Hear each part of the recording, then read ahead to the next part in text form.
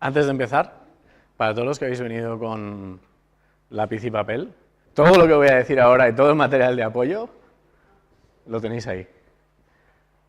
CMVLC en muerte por PowerPoint. Tenéis los hashtags y se lee fatal, pero esto es mi nick en Twitter y el nick muerte por PPT. Podéis tomar las fotos, así no tenéis que apuntar. Y empezamos. En 16 de enero de 2003, estos 7 astronautas se montaron en el Columbia para una de las más importantes misiones que tuvieron. Cuando habían despegado, y estaba todo el mundo celebrando, había un controlador en una de las esquinas que estaba mirando muy serio el feed de vídeo. Y es que había visto esto. Al desprender el cohete del Columbia, aquí se ve fatal, pero se había desprendido un trocito de espuma de la que ata el cohete, el cohete con el combustible al Columbia, y había impactado en una de las alas. ¿Qué pasó? Hicieron un comité para investigar si había daño. El Columbia ya estaba en el espacio y había salido de la atmósfera y iba a regresar el 1 de febrero, 15 días después. Entonces hicieron un comité de investigación para decidir, gente de Boeing, gente de la NASA, y sacaron un informe en 3 PowerPoints. Esta es una diapositiva real del informe del Columbia, de lo que pasó, y después de leerlo decidieron que no había que hacer nada, ni siquiera había que, por ejemplo, una de las opciones era orientar el Hubble, el telescopio, al Columbia para ver si había daño. Decidieron que no pasaba nada y que era seguro que el Columbia volviera a la Tierra. Pero no era seguro que el Columbia volviera a la Tierra. Hubo una comisión de investigación más sobre qué pasó, por qué hubo el accidente del Columbia, y sería mucho decir que la culpa es del PowerPoint, pero la comisión de investigación dijo lo siguiente. Es fácil de comprender cómo un mando intermedio puede leer el PowerPoint y no darse cuenta de que esta es una situación de vida o muerte. Y es que usamos el PowerPoint hoy en día bastante mal. Creo que no hace falta que os convenza. Y lo peor de esto es que nos copiamos unos de otros y utilizamos, como si fuéramos robots, el mismo estilo cuando estamos presentando. Lo habéis visto en clases, lo habéis visto en congresos, lo habéis visto en todo el mundo. Hoy os voy a hablar brevemente del fenómeno de la muerte por PowerPoint y de qué podéis hacerlo para que no suceda. Y vamos a hablar de los síntomas, y en lugar de hablar yo, vais a hablar vosotros. ¿Cuáles son los síntomas de la muerte por PowerPoint? Cuando se están matando por PowerPoint, ¿qué pasa? ¿Tienes sueño? Eso sí. ¿Está claro?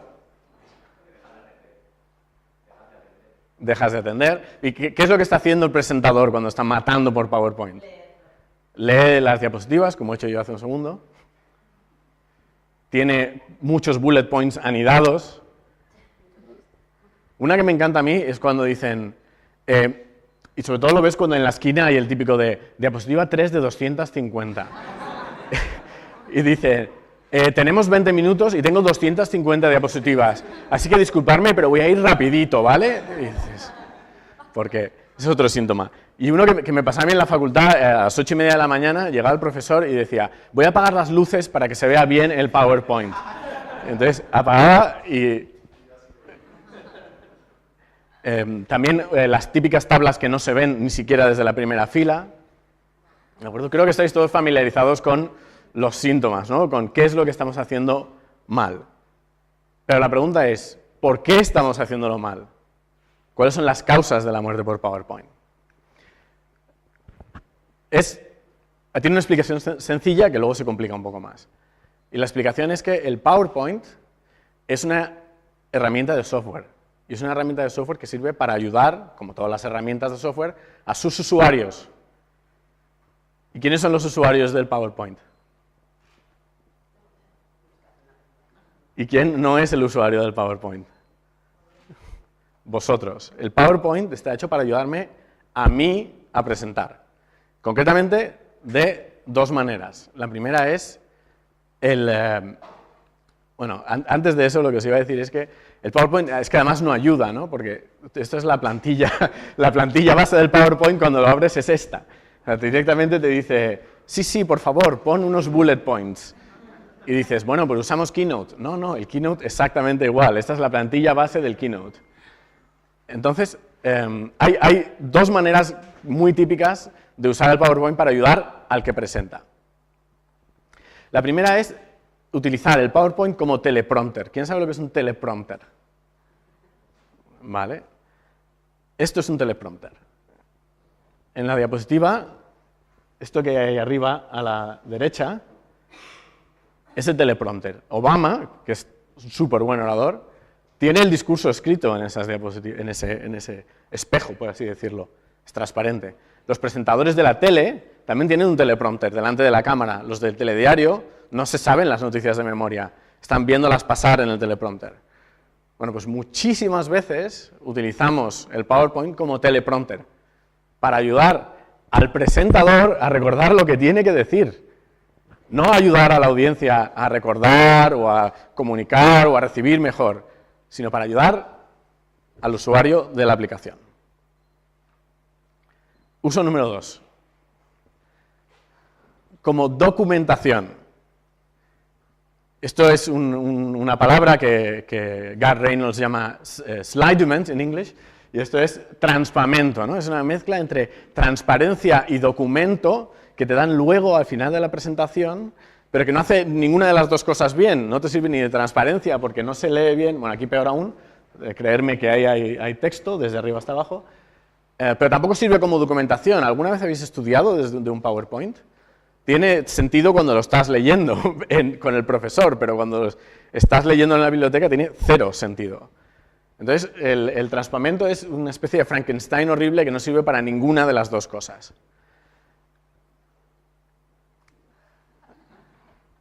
Típico. Al final no sirve de nada, no me sirve a mí de apoyo cuando estoy hablando, pero tampoco les sirve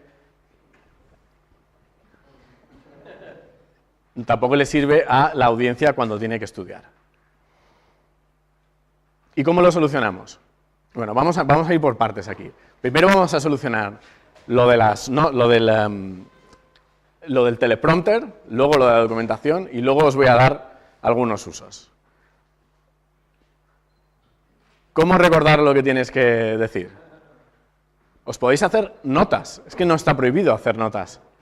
Os podéis hacer unas notas, no de este tipo, o si queréis de este tipo sí, pero si os sudan las manos puede que tengáis algún problema, pero os podéis hacer unas notas así. Estas son mis notas reales de TEDx Alcoy. Entonces, algunas claves para hacer unas notas de este estilo, ¿de acuerdo? Os las tenéis que poner, tienen que caber en un bolsillo, ¿vale? Para poder llevarlas encima. Escribirlas por una sola cara, porque si tenéis que recordar por dónde vais y hacéis así, tardáis mucho más, es mucho más fácil hacer así. Numerarlas arriba a la derecha, porque si se caen al suelo, que se os caerán al suelo, luego cuando las recoges puedes ordenarlas. Y escribir de manera que podáis leerlas desde aquí, no así, desde aquí. En el fondo solo tienen que serviros para ayudaros a recordar. Porque en realidad lo que deberíais hacer era ensayar vuestra charla y prepararos. Un consejo, si no queréis ensayar la charla y prepararos y hacer notas, es que imprimáis ese PowerPoint que ibais a poner, vengáis antes a la sala, os lo ponéis aquí en el suelo, lo pegáis con celo y no usáis el PowerPoint. Entonces simplemente, yo lo he hecho en alguna clase, te imprimes el PowerPoint con profesores y lo pones en la primera fila de mesas. Aquí está la documentación, en un formato de documento. Pero, para hablaros de la documentación, ha venido desde Oviedo, mi compañero de Muerte por PowerPoint, Juan, que nos va a hablar de cómo hacer la documentación. Un aplauso para Juan.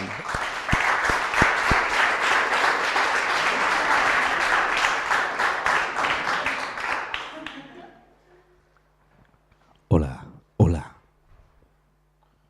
Hola. Sí, estás ahí. Muchas gracias a César. Efectivamente estoy de vacaciones en Valencia y me propuso madrugar hoy y dije que era una idea extraordinaria. Quería comentaros algunas cosas. Bueno, César ya se ha olvidado de comentaros muchísimas, pero confío en que lo haga luego. Si no, qué desastre. Sobre la documentación. Si queréis que vuestra charla, o si vais a hacer una charla que sea una puta mierda, es fundamental que no entreguéis documentación al final de la charla. Porque la gente se va a dar cuenta de que es una puta mierda. Si vais a vender humo, vais a pasaros una hora hablando de mística, no dejéis documentación, porque yo voy a llegar a casa y me voy a dar cuenta que me has tomado el pelo durante una hora.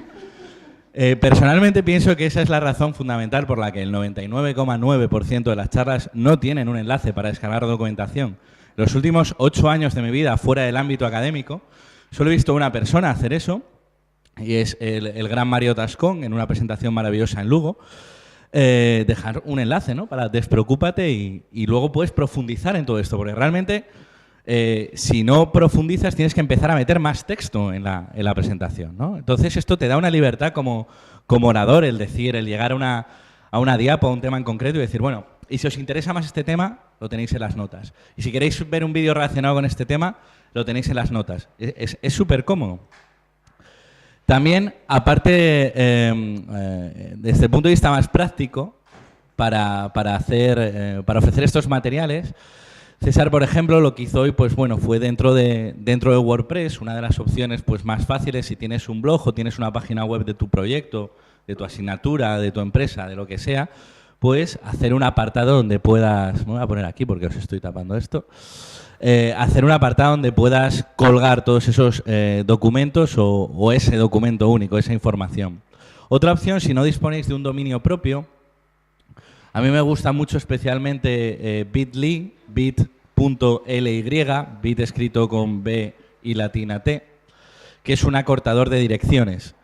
Entonces, si te registras en Bitly, puedes utilizar un Bitly barra y la coletilla, ¿no?, que tú quieras, el CMVLC o lo que tú quieras. Pero es que lo bueno de dejar unos enlaces acortados con Bitly es que eso te ofrece estadísticas después de tu charla de cuánta gente ha accedido a esos enlaces, con lo cual te vale para ver si, quiero decir, si todo el mundo se durmió en tu charla y a nadie le interesa volver a saber de ti en su vida, o por el contrario, te vas y mola mucho ver que das una charla el sábado y que el domingo pues ha entrado gente a consultar los enlaces, y el lunes y el martes incluso, que tienen ese paso del tiempo, ¿no? Aparte, yo, por ejemplo, soy bastante fan de estos materiales, en qué formato los dejas, ¿no? Pues a mí me gusta mucho dejarlos como si fuera una nota de Evernote. No sé cuántos de aquí conocéis Evernote. Levantadme la mano los que conozcáis Evernote.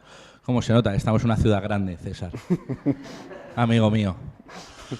Bueno, que quiero mucho a mi tierra, pero es que son cosas como... mi tierra desayunamos cachopos, ¿sabes? Bueno, Evernote, pues igual que tú te estás haciendo tu estructura de tu charla ahí, pues puedes ir metiendo tus notitas, tus enlaces complementarios, tu bibliografía, le das a compartir el enlace público de esa nota de Evernote, la pasas por un Bitly y entonces ya tienes un enlace donde se va a cargar esa nota. También otra opción, por si queréis hacerlo en plan super guay, es utilizar un QR, que es convertir una dirección a un código QR, y entonces pues la gente ya saca el móvil, los que saben lo que es un código QR, y que no son tantos como parece, amigos, pero sí, efectivamente con un código QR pues también queda muy chulo. Y creo que eso es un poco todo respecto a la bibliografía. Que sí, que también que penséis, por ejemplo, cuando estáis presentando una idea o estáis vendiendo algo, es una forma muy buena de de fidelizar ya de primeras, en primera instancia, de distinguir a esa persona que está muy interesada en lo que estás contando. Quiero decir, si César y yo ahora mismo ponemos en estos materiales una primera nota que pone: y no te olvides de apuntarte a esta newsletter porque a partir de tal mes vamos a empezar a ofrecer cursos online.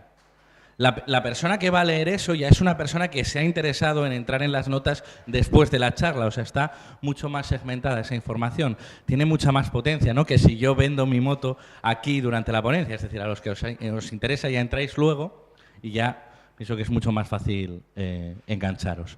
Pues fijaros, solo una pijada como dejar unas notas, la cantidad de miga que tiene, ¿no? Pero tenéis todo esto y mucho más en nuestro blog, amigos. Eso. Ya está, venga. Muchas gracias, Juan.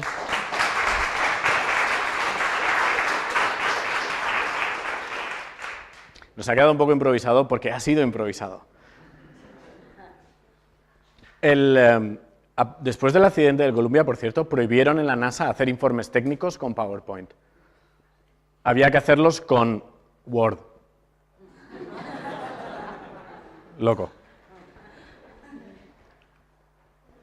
Este botón. Entonces, estáis diciendo, vale, me estás quitando todas las opciones. ¿Cómo puedo usar el PowerPoint correctamente? Bueno, hay varias maneras. Os voy a dar varias maneras hoy. La primera es no usar el PowerPoint. Se puede hacer una presentación perfectamente sin el PowerPoint. Martin Luther King, Obama, los discursos de competición de oratoria, ninguno usa el PowerPoint. No es necesario usarlo. Lo realmente importante es que estéis aquí y estéis hablando y estéis comunicando con la gente y mirando para transmitir el mensaje. El PowerPoint es el apoyo visual. Pues a partir de ahora le vamos a llamar apoyo visual. Opción 2. No se oye muy bien, pero quiero que veáis el vídeo.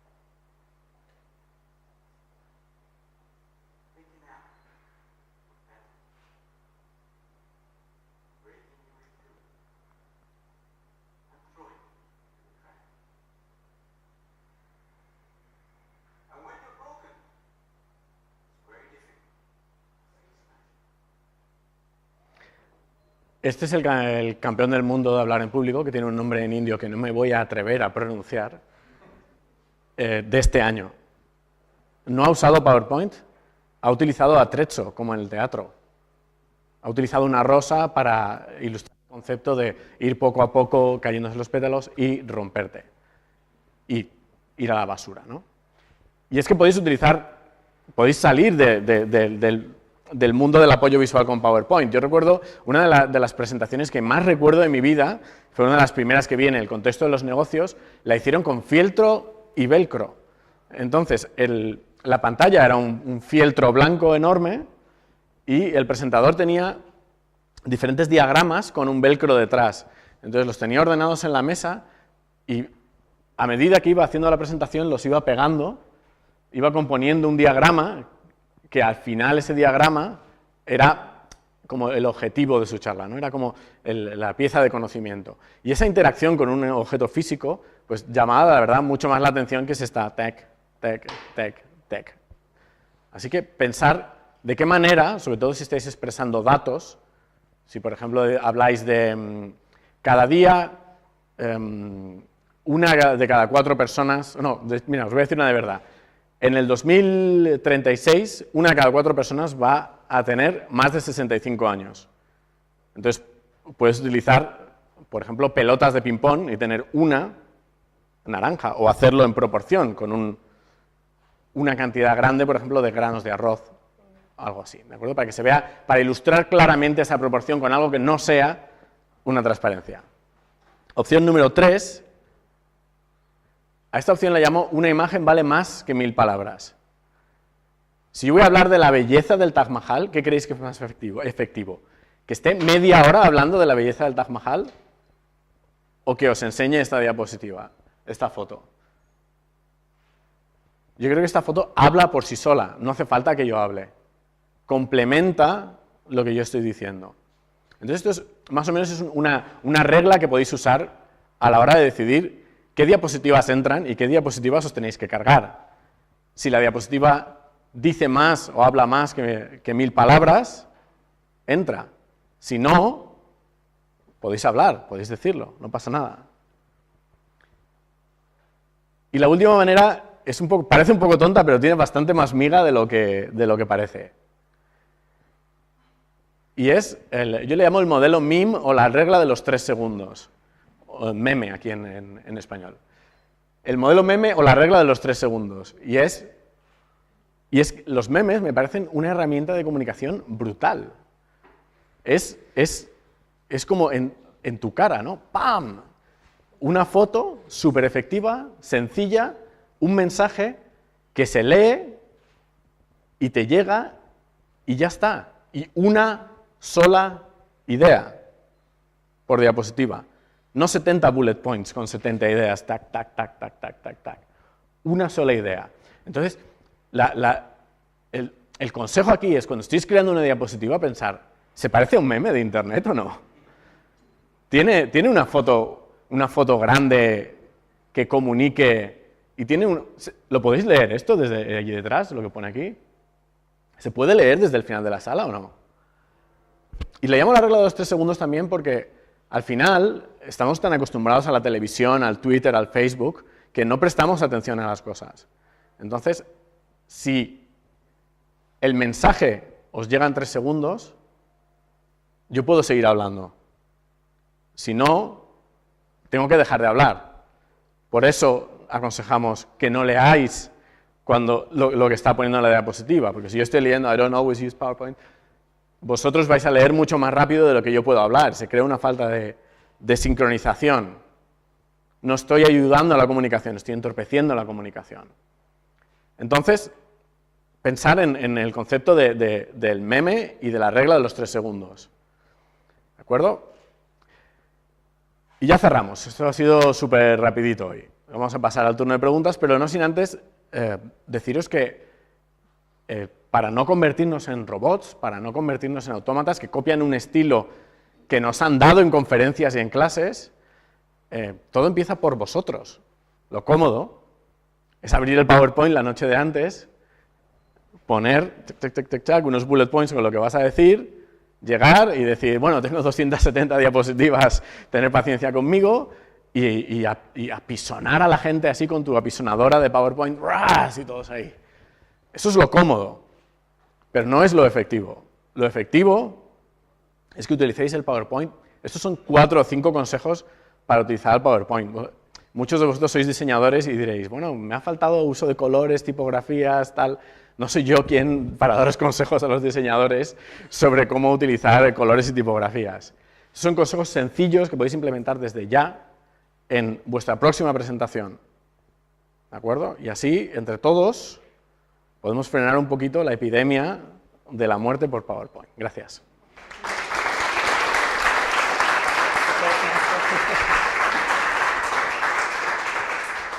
Muchas gracias, César. You're off, I think. Está apagado. Ahora tenemos 5 o 10 minutos más para preguntas. ¿Quién se atreve? Para Juan también. Juan, venga, vente para acá. Vamos. Es que se han reído más contigo. Igual a ti te hacen preguntas. Sí, es que siempre el rollo cínico. Una pregunta de Vicente.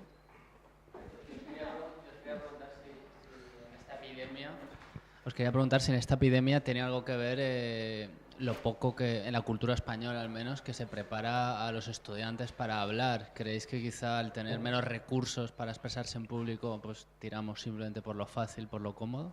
¿Tiene influencia? Estudiantes, Juan, ese es tu, es tu tema. Es tu palabra, Juan, estudiantes.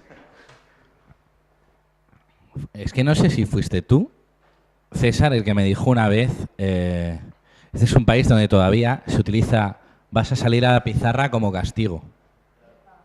Es que me parece una frase tan rotunda, ¿sabes? Pasas allá a pizarra, lo vas a pasar mal. Es un castigo para tener que ponerte delante de toda la clase y hablar en público. Entonces sí, evidentemente, vamos, los chavales sufren muchísimo cuando hablan en público y sí, pero es que esa frase tampoco voy a añadir más. O sea, es que es esa frase. Pero sí que puedo añadir una cosa sobre lo último que dijiste, los diseñadores. Cuidado que estamos en casa de diseñadores, ¿eh? No, pero es que en general sí que por lo menos en estos temas de muerte por PowerPoint sí que me he encontrado muchas veces con mucho, o sea, acabar la charla y se te acerca la gente y te dice, joder, muy chulo, la verdad es que esto es súper importante, hombre, yo ya lo sabía, ¿no? Más o menos. Creo que es fundamental para evitar la muerte por PowerPoint la humildad. Entonces, yo siempre comento la forma en la que conocí a César. Yo conocí a César preparando una charla TEDx aquí en Valencia y cuando me invitaron, pues me enteré que que había 2 personas, ¿no?, que me iban a revisar la charla, como a controlar un poco, que no fuera un desastre. Y yo que llevaba 4 años dando charlas por todos los colegios de Asturias con chavales de la ESO, de tal, que más o menos, pues sí, no utilizaba Comic Sans en mis diapositivas y cosas así. O sea, ¿qué me van a decir a mí? O sea, bueno, pues al final por el mero hecho de prepararla 2 veces, hicimos 2 vueltas con César y con tu compañera, no me acuerdo cómo se llamaba. Jackie. Con Jackie. Fue la mejor charla que hay en mi vida. Con una diferencia abismal. Y entonces aprendí mucho de humildad. Quiero decir, aunque sepáis que pues eso, que la Comic Sans a lo mejor no es la mejor solución, que las letras de fondo amarillo sobre un azul, no, ahí duele a los ojos, no basta. O sea, hay que currar, siempre hay que currar cosas. A veces no solo el diseño, a veces es la estructura, pero sobre todo ser humildes y pedir opinión. Y no tengáis miedo a que otra gente os diga, mira, tu presentación está bien, pero podría ser mejor. Pero es que todas pueden ser mejores. Todas pueden ser mejores, ¿vale? Eso sí lo quería decir. Más preguntas.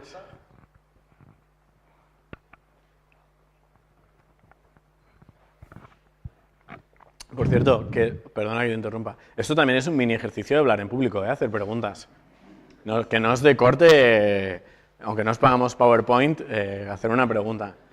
No, seguramente sea una reflexión tonta y eso, pero que me ha venido el tema, lo del preci, os suena la cosa esta otra, y que, bueno, sobre todo profesores y tal, les da mucho por hacerlo y al final me suena un poco que es lo mismo que tú has comentado, pero que de repente se mueve y ya está, ¿no? ¿Qué opináis? Técnicamente se le llaman herramienta de zoom, porque lo que hace único al preci es un poco que te puedes alejar y te puedes acercar. O sea, tú puedes dar contexto, ¿no? Si dices, tenemos 3 motivos por los que tal.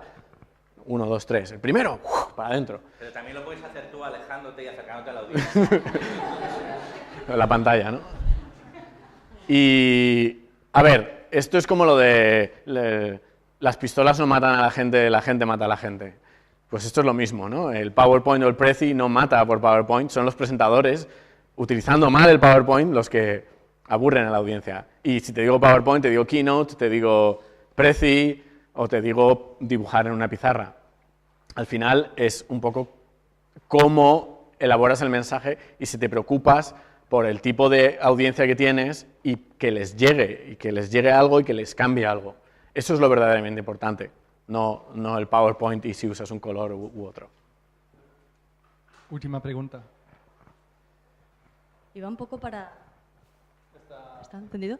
Para los dos, sobre las cosas que se ponen de moda, por lo que has comentado, Juan, del Evernote, y ahora lo que estáis diciendo de Prezi. Yo odié Prezi desde el principio, me pareció que era un mareo brutal. Es una camiseta, yo odié Prezi desde el principio. La podría poner.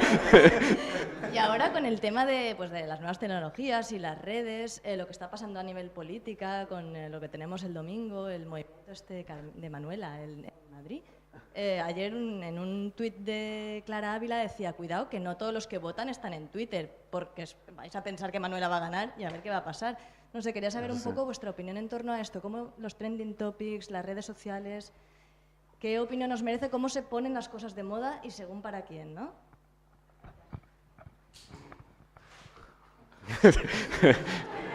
Es que yo hace un año escribí un artículo, mi blog, venía a hablar de mi libro, mi blog es blogoff.es. Hace un año escribí un artículo que era ser trending topic no significa una mierda. Es que es evidente. Eso por un lado. Pero cuando te reúnes con tus jefes y tienes que presentarles métricas, como me decía una responsable de redes sociales de Movistar no hace mucho, ¿no? O sea, los trending topics, cuando lo eres, son muy importantes y se lo dices a tu jefe. Y cuando no lo eres, dices, bueno, no pasa nada tampoco, esto es una métrica más, ¿no? Son métricas, pero no es valor. Y sobre el otro de las redes sociales y ya una campaña y tal, que estáis aquí muy preocupados, ¿eh? Yo me voy a empadronar en Valencia solo para poder votar el fin de semana porque os veo a todos. Esto es intenso. Pienso que lo que más importa en las redes sociales es el fenómeno de las cámaras de eco, que cada vez se empieza a hablar más sobre ello. Es decir, si tú eres afín a un partido político, pues los algoritmos de las redes sociales, el de Facebook es el más descarado, pero Twitter ya te saca... Esto es lo que pasa cuando... Esto es lo que ha pasado mientras estabas fuera. Y son los contenidos rankeados, ¿no? Donde considera que los tweets que tienen más interacción son los que van a ser más interesantes para ti. Que yo no pienso que algo que tenga mucha interacción sea lo más interesante. Cristina Pedroche en ropa interior generan muchísimas interacciones, pero a lo mejor no es lo más interesante del mundo. Pero creo que es muy importante en las redes sociales tener en cuenta que Facebook no es ni de derechas ni de izquierdas, sino de lo que tú seas. Si tú eres de izquierdas, permanentemente en Facebook vas a ver noticias hablando bien de partidos de izquierdas y noticias hablando de la corrupción de los partidos de derechas. Y viceversa, ¿eh? Entonces, mientras tú seas consciente, yo hay veces, por ejemplo, en mi timeline de Facebook, que veo una noticia de algún amigo mío con el que no comparto sus mismas ideas políticas y mi gesto es de ir a ocultar, ya no quiero ver esto, ¿no? Y me obligo yo a mí mismo a no, sí que quiero verlo. Quiero darme cuenta de que no todo el mundo piensa como yo. Entonces, siempre hay que tener un poco ahí de cuidado, yo creo. Vale, muchas gracias. Gracias.